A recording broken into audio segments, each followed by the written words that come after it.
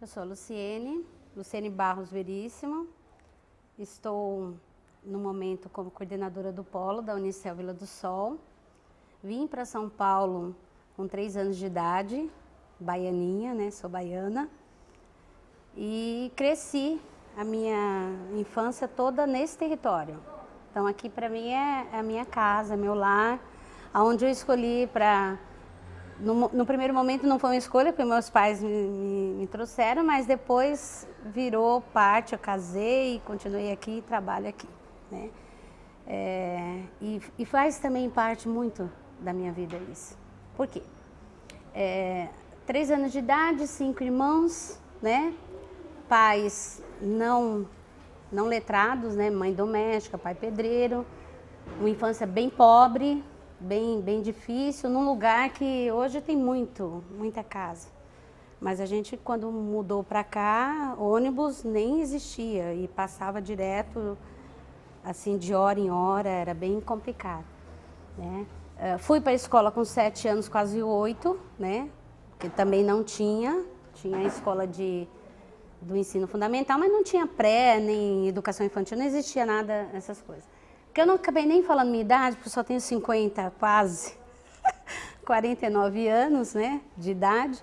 Vou fazer 50 agora, 1º de janeiro. Então, assim, nós quando mudamos para cá, foi bem difícil. Primeiro porque era aluguel, né, meus pais não tinham condições de ter ainda uma casa própria, batalhando bastante ainda com 5 filhos, era difícil. Quando eu ingressei na escola, e comecei a entender o que era a vida, na verdade, que era criança de rua, brincava mesmo na rua o tempo inteiro. Não somos da época do celular, isso não existia, né? Televisão, muito menos, né? Porque quando a gente sentava para assistir uma TV era Jornal Nacional, preto e branco ainda, né? Então, assim, bem marcante. Aí eu comecei a querer também ajudar meus pais, né? 7, 8 anos de idade, 9, eu já fazia alguma coisa, ajudava, né? Os vizinhos para ganhar um dinheirinho, para ajudar, porque eu sou a mais velha das irmãs, dos irmãos, dos 5, né? Então, ajudava meus pais. Na escola, a gente for pensar sobre o curso, né? Que trata muito sobre isso. Na escola, os meus momentos, assim, marcantes, era referente ao meu cabelo. Porque, na verdade, eu sou uma negra, branca, né? Meu pai era negro, realmente. E eu era muito zoada na escola, muito, por causa dos cachos, né? E não eram cachos formados, era aquela coisa que era meio liso e meio... E aí, assim, quando você acorda, o bicho está desse tamanho, né? E você não tem muita opção, porque minha mãe trabalhava, meu pai não cuidava, homem naquela época não cuidava hoje em dia os homens ajudam mais. Mas meu pai era aquele que botava o alimento em casa, ponto final. Minha mãe que cuidava, e minha avó cuidava da gente. Mas 5, então um escapava sem pentear o cabelo, sem fazer aquilo que era necessário, né? Bem pobre mesmo. E eu era muito zoada. Então, assim, pelos colegas, né? Eu não lembro de nenhum educador que chegou. Bom, se aconteceu, eu fiz aquilo da parte do cérebro que fala, essa parte eu vou esconder da minha vida, eu não quero lembrar. Mas os amigos, a gente tinha assim muito impasse de tipo, chegou a Tarzana, né? Chegou na época o Birubiru, o jogador estava muito em, né? O Birubiru, né? Então os apelidos. Isso, então assim, Bozo, né? Bozo. Então assim, eu tinha vários apelidos bem bacanas, né? Eu acho que naquela época eu não conseguia lidar com eu ficava machucado, mas não sabia lidar bem com isso. Quando eu fiquei adolescente, aí eu tinha vergonha, né, do meu cabelo, tinha muita vergonha. Então, quando eu não prendia, eu passava alguma coisa para alisar. Isso sem consentimento da minha mãe, sem, sabe, a gente passava aquelas coisas, caía metade do cabelo, mas... Aí fui para a faculdade e tal, eu optei em fazer o magistério. Não foi nem também uma coisa assim que eu sempre quis ser professora na minha vida, não. Nessa região não tinha, aqui nunca teve, né? A Unicel é um ganho sem tamanho para esse território. né? E a gente vê muito isso com os meninos que trabalham aqui, que estudam aqui. Porque eu saía daqui e ia para muito longe para fazer, né? E chegava de madrugada em casa. E as únicas faculdades acessíveis que ainda dava para a gente fazer pedagogia, que era um curso barato, né? E eu, na verdade, fiz primeiro o magistério, o normal, na época, né? Não era nem a pedagogia que nem hoje. Fiz o normal para depois, quando eu entendi que era isso mesmo que eu queria, já quase no 4º ano, já quase me formando, aí eu falei, eu vou fazer a pedagogia, porque é isso mesmo que eu quero da vida. Porque naquela época a gente já podia lecionar. Era tão grande a falta de educador, eu só entrei na educação em 1985, nos anos 80, né? Então era tanta falta que eu já lecionava quando faltava professor, eu já lecionava em substituição de pequenas licenças. Então eu falei, opa, é isso mesmo que eu quero. Eu fiz um curso de 4 anos de magistério, também não era aqui na nossa região, tinha que sair, eu tinha que ir para o Brooklyn, né? Mais central, lá em São Paulo. Fiz o magistério e assim, totalmente diferente até de quando eu fui diretora do Cefam, do Centro Específico de Formação para Professor, né? Que eu tive a oportunidade de passar por várias, na minha carreira de magistério, por várias áreas. Então, assim, no magistério, nossa, eu fui aquela aluna, vamos voltar lá no ensino fundamental, decoreba, né, que sentava na sala e tinha que responder exatamente aquilo que estava no livro. Era cópias e cópias de livro, mesmo tendo o livro, mas a gente precisava copiar o texto na lousa. E, infelizmente, eu ainda fui uma educadora assim, porque a minha formação primeira de magistério não era essa formação transformadora, com outro olhar para a educação que a gente precisa hoje, né? Ainda era aquela de leia e faça e responda por que você está fugindo do tema aqui, né? Não era isso que eu queria. O que o autor diz? É isso, então é isso que você tem que responder. Então eu fui do normal, onde eu tinha a minha letra maravilhosa, mas eu precisei fazer muita caligrafia para deixar a bichinha redonda, bonitinha daquele jeito, né?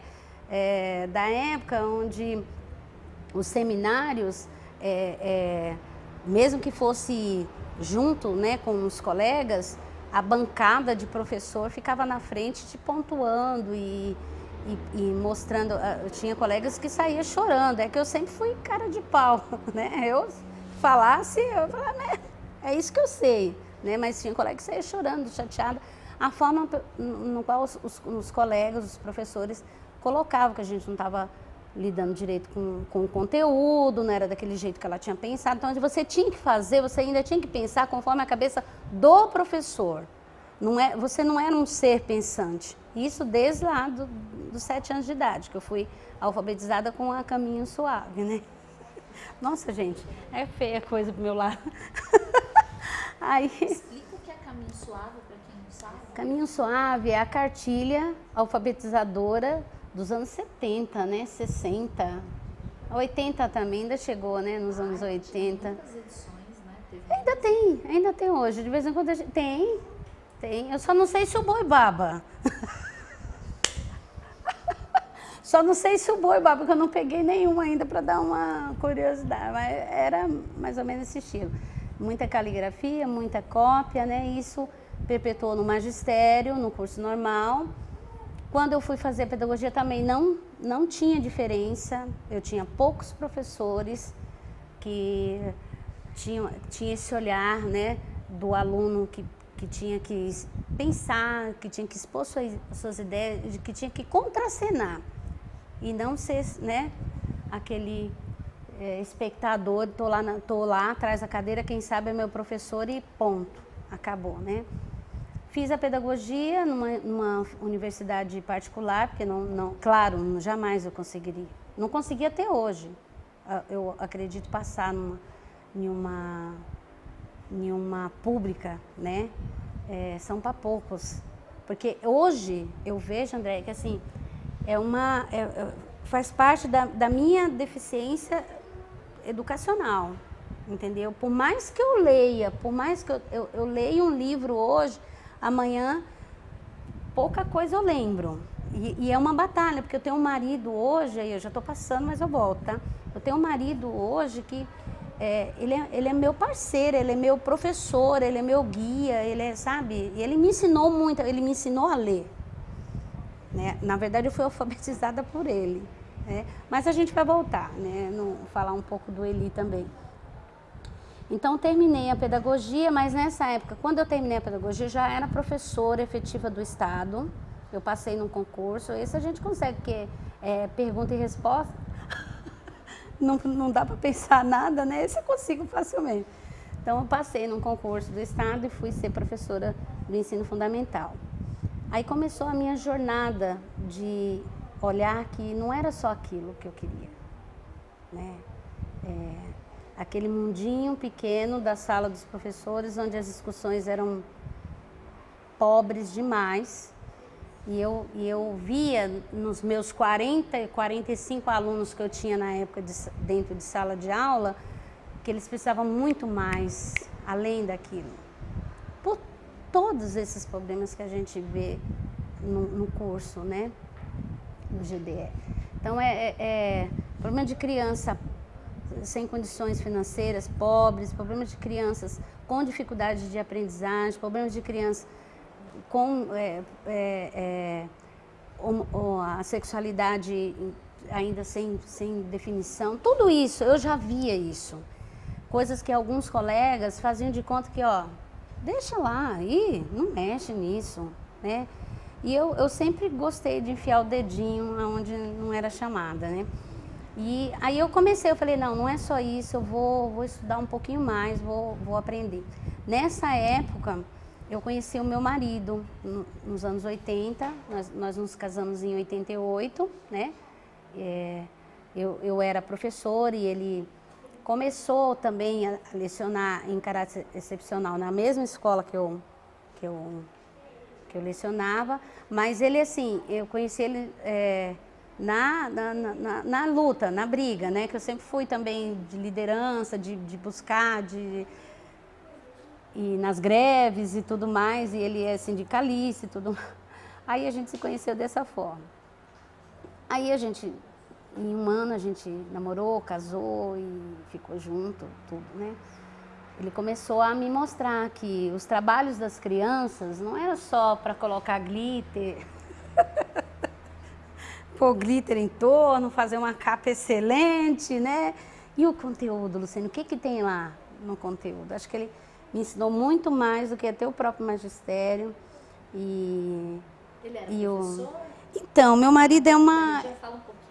O meu marido é uma loucura. Ele também foi uma criança muito pobre, da periferia do Jardim São Luís, aqui de São Paulo, Zona Sul. Ele não é um poliglota e é um autodidata, né? Ele estuda sozinho.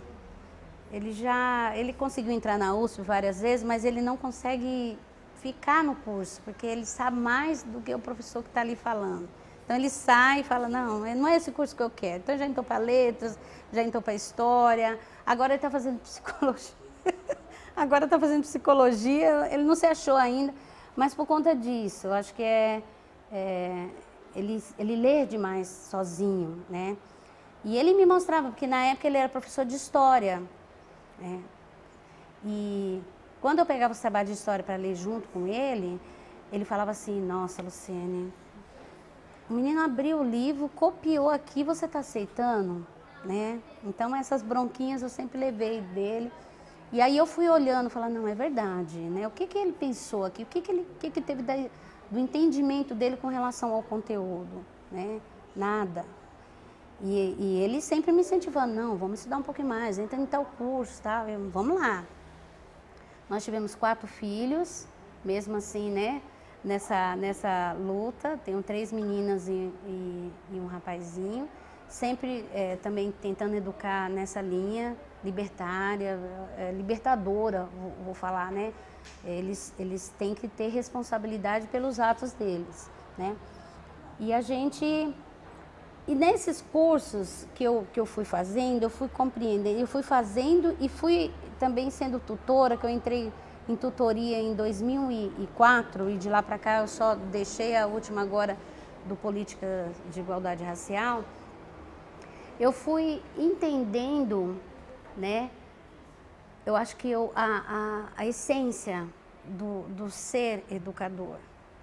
Apesar que eu entendo que eu já tinha isso desde quando eu caí na sala de aula e mesmo sendo uma professora tradicional, né, conteudista, eu fui entendendo que não era aquilo, que os meninos não prestavam atenção, que eles não ficavam quietos, porque eu não estava dando o que realmente eles queriam ter. Que criança é curiosa, né? Criança, ela quer aprender, e eu sempre lidei com criança pequena. Eu fiquei na sala de aula até 92. Em 1992, eu fui convidada para ser coordenadora pedagógica do Cefam, Centro Específico de Formação para o Magistério, que era um projeto do governo de São Paulo. Ali também ali sim, eu acho que eu fiz um magistério junto com... Eu era coordenadora, mas eu estudava junto com os professores, a gente lia muita coisa. E aí eu comecei, né? Aí alfabetização sem cartilha, não para que cartilha, né? A criança se alfabetiza no dia a dia, né? E eu me achei ali, eu fiquei 4 anos, né? Nessa época eu também já era casada, né? Então, fiquei 4 anos como coordenadora, passei para direção, daí eu não voltei mais para a sala de aula. Eu venho pulando entre EMEI, EMEF, que para quem não sabe, EMEI, Escola Municipal de Educação Infantil, porque aí eu passei para o concurso da Prefeitura de São Paulo e eu deixei o estado e estou só aqui. E fui trabalhar também em EMEF, sempre na direção, na coordenação ou como assistente diretor. Nas EMEFs, eu acho que é onde é a pior, é a melhor e a pior fase, porque eu vi coisas na EMEF com relação à discriminação, assim, dos colegas que são bem marcantes. Porque quando você lida com criança pequena, eles não sabem, né? Os grandes também não sabem, mas o pequeno muito menos. Se você xingar, se você falar, ele vai, né? Deixa passar. Mas os maiores, eles ficam ressentidos muito, né? E teve uma cena no EMEF que eu passei que marcou bastante. Eu fiz também uma entrevista com um rapaz que estava falando sobre sexualidade e eu contei esse caso. De um menino de uns 11 anos de idade, um rapazinho homossexual, né? Que ele já estava se achando, ele já estava entendendo que ele não gostava de menina, que ele queria um outro menino. E os pais até que já estavam também começando a entender que era aquilo que tinha que aceitar, né? Mas a escola não aceita, os colegas não aceitam, o que é pior, né? E um dia esse menino entra correndo na minha sala, chorando, falando assim, eu quero fazer uma ocorrência, eu preciso fazer uma ocorrência, porque senão eu vou explodir, diretora. Falei, não, senta aí, vamos, se acalma, né? O que aconteceu? Bom, hoje é meu aniversário e o que eu ganho de presente é a discriminação do seu funcionário. Aí eu falei assim, como assim?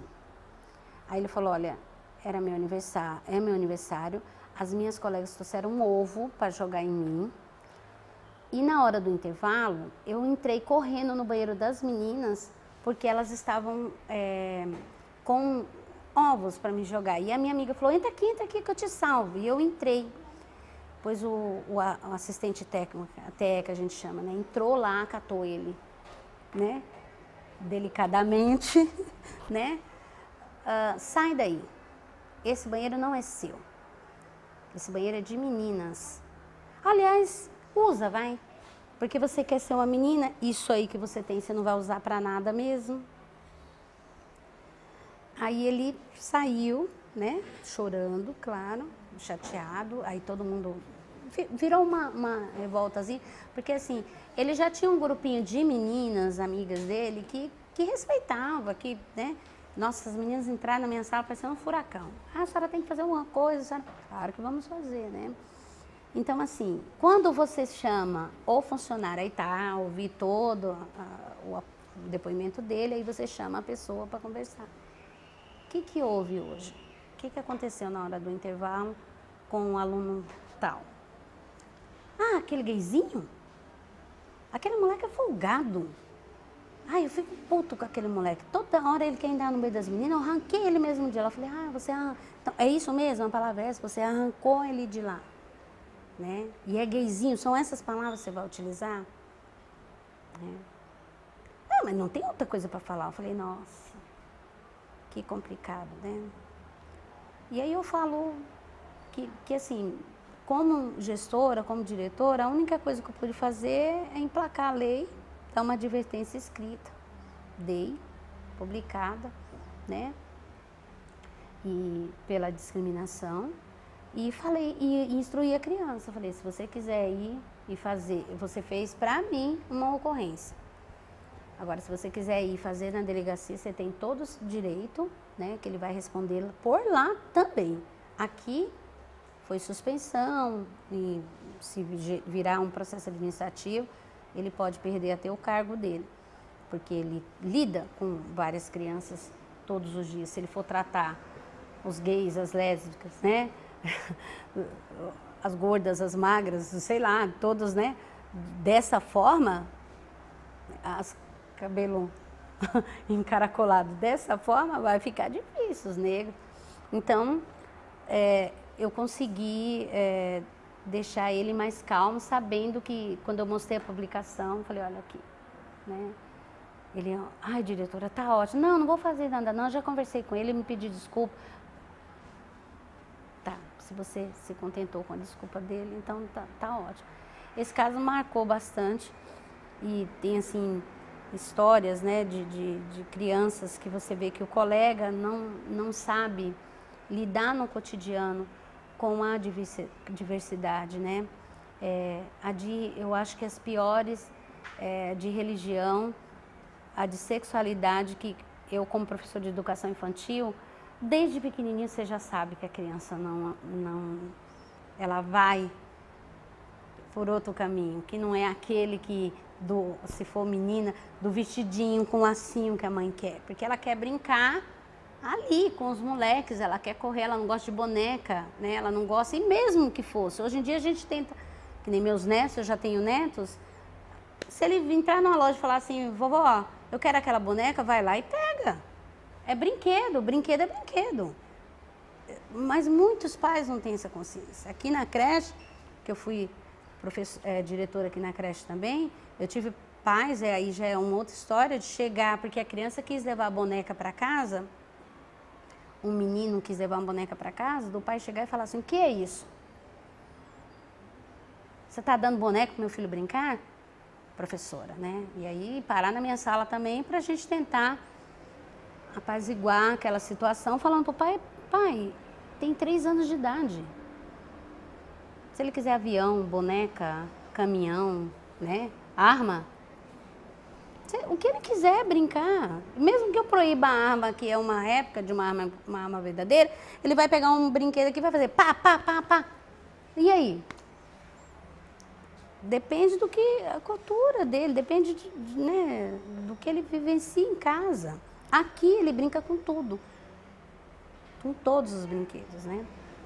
Então são situações que eu fui aprendendo com relação, aí voltando ao meu cabelo, no curso de políticas, né, de igualdade racial, a gente teve assim várias discussões com relação a várias questões do negro e tudo mais. E uma das alunas, ela falava muito do cabelo dela, eu me identifiquei, eu falei assim, oh meu Deus, né? É difícil, não é fácil. Inclusive o TCC dela foi em cima das questões do cabelo, né?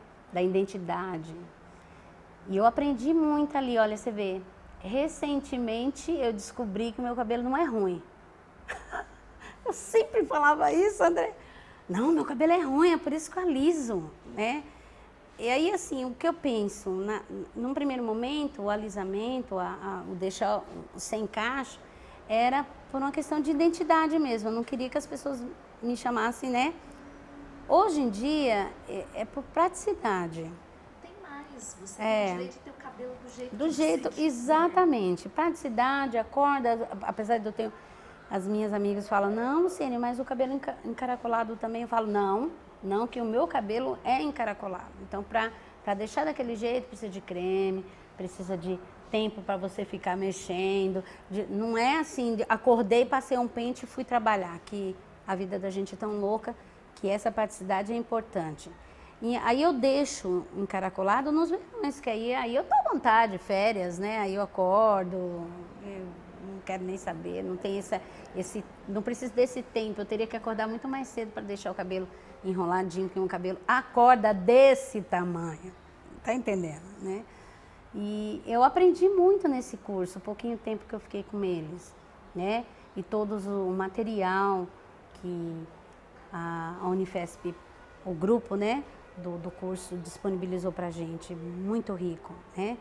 E eu achei interessante eu com 49 anos de idade não usar o termo que meu cabelo... Eu tenho um cabelo ruim, né? Aí eu falo, quando eu ouço as pessoas falando isso agora, eu falo, não, seu cabelo não é ruim, né? Ele é um cabelo crespo. Eu tenho cabelo liso, você tem o cabelo crespo, e assim vai, mas não é um cabelo ruim, não existe cabelo ruim, né? Bombril, esse tipo de que o povo me chamava, cabelo de bombril, né? Que é loiro e todo enroladinho. Então, mas era um loiro assim, que não era um loiro nem preto, era uma mistura, né? Que a minha mãe é muito branca, né? E meu pai era negro. Então é aquela mistura mesmo de raça. Enfim, eu fiquei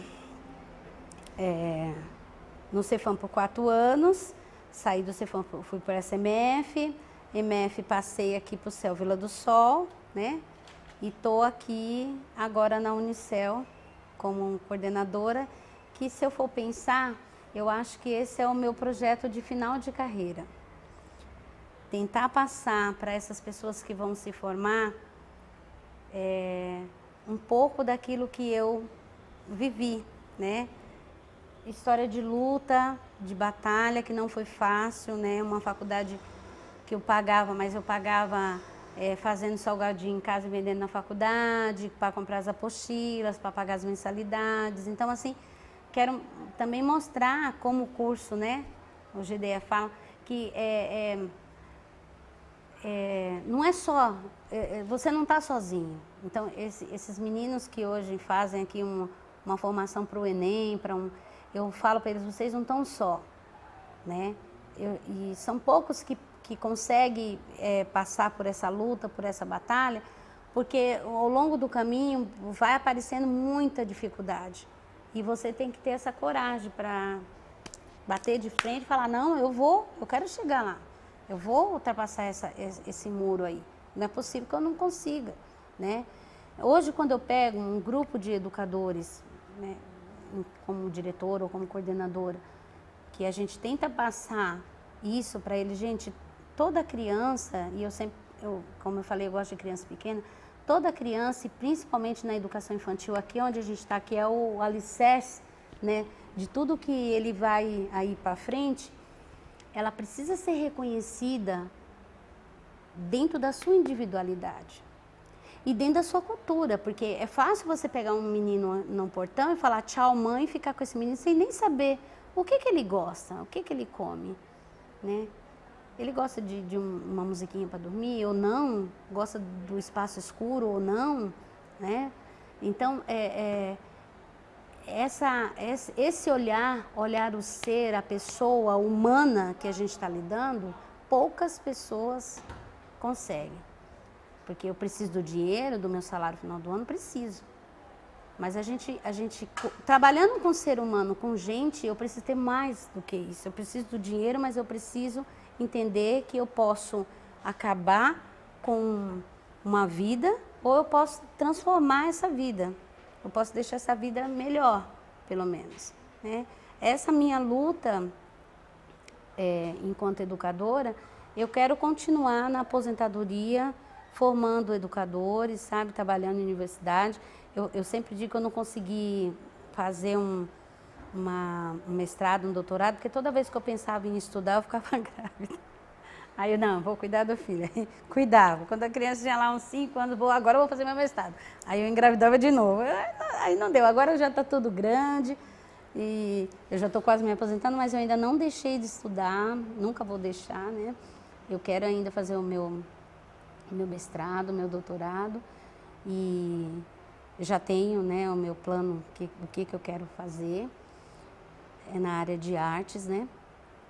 E na educação infantil, que é outra área também que eu acho totalmente debilitada. Ainda continua o tradicionalismo de dar os lápis de cor na mão da criança e pintar os desenhos copiados, né? Então são ranços de uma educação tradicional que a gente traz que perpetuam, né? E aos poucos a gente vem sim quebrando essa barreira. Cursos como esse que a UFBC está dando, não deveria ser opcional.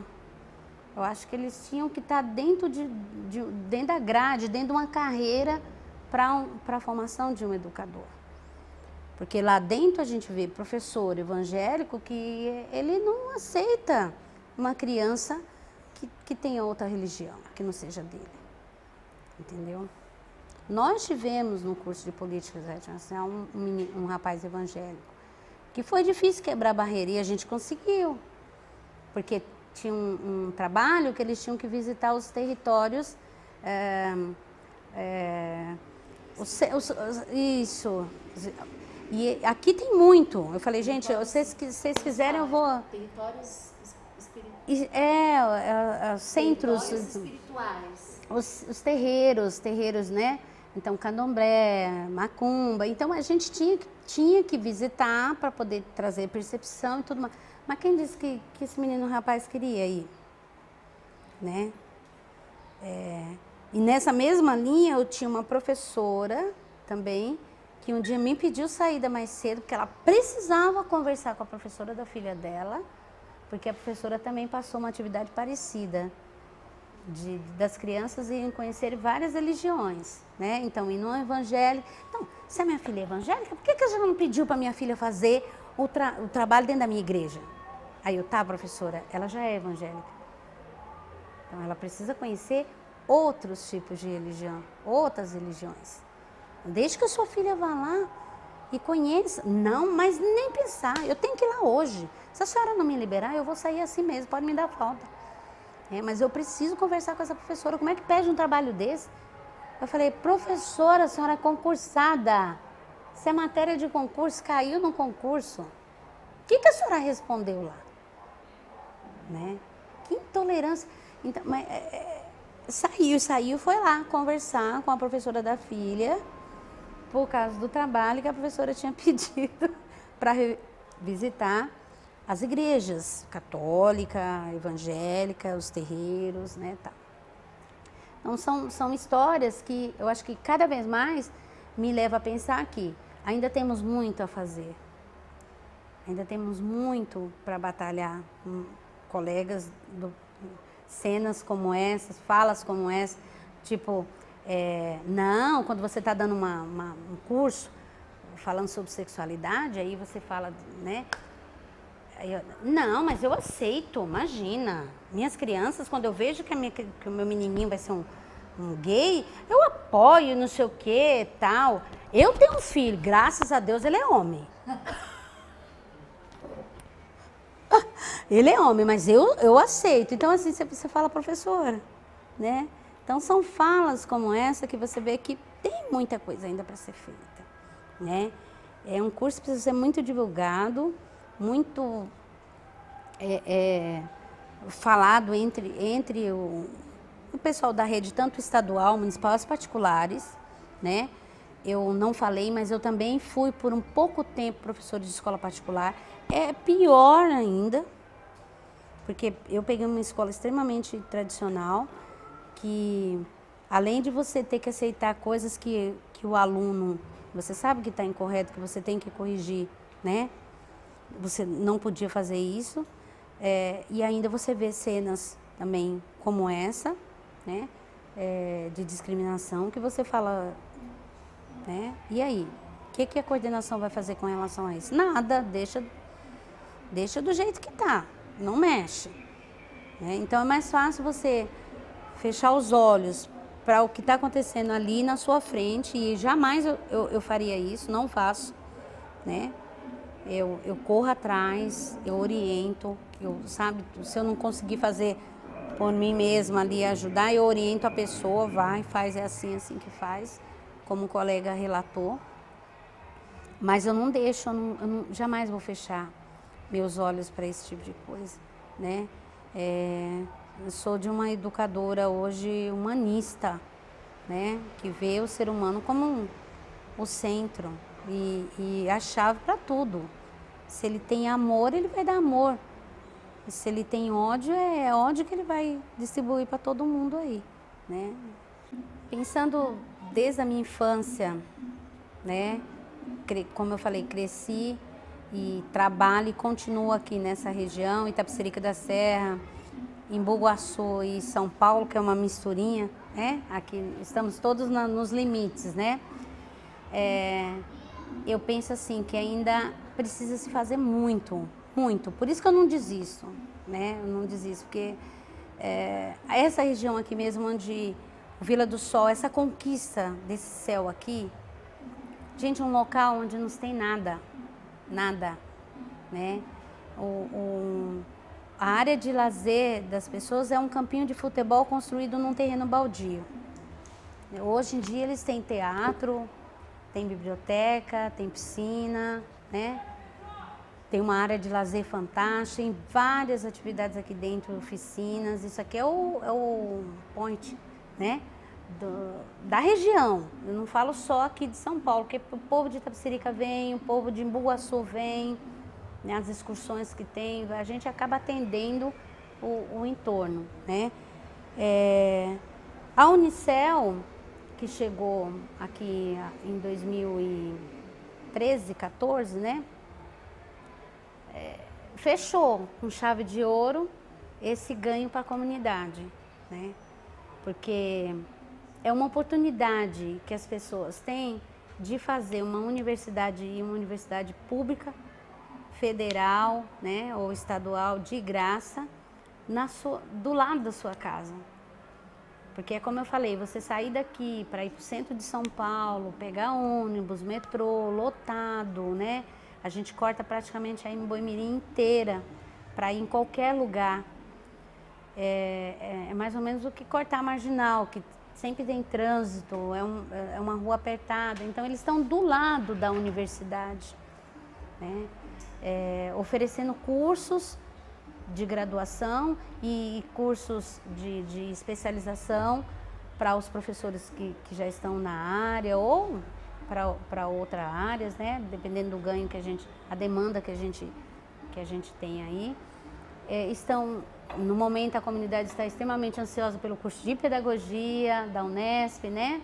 Ciências da computação, que também nos foi prometido, e um curso de artes, também pela Unesp. Então, gente, eles ligam todo dia, eles querem saber, ou seja, eles não têm oportunidade, né? E isso aqui, esse CEL e a Unicel junto, é uma oportunidade sem tamanho para eles. Eu, na minha época, se eu tivesse isso, eu estaria no céu também. Literalmente falando, né? Estaria no céu, porque eu batalhei, né?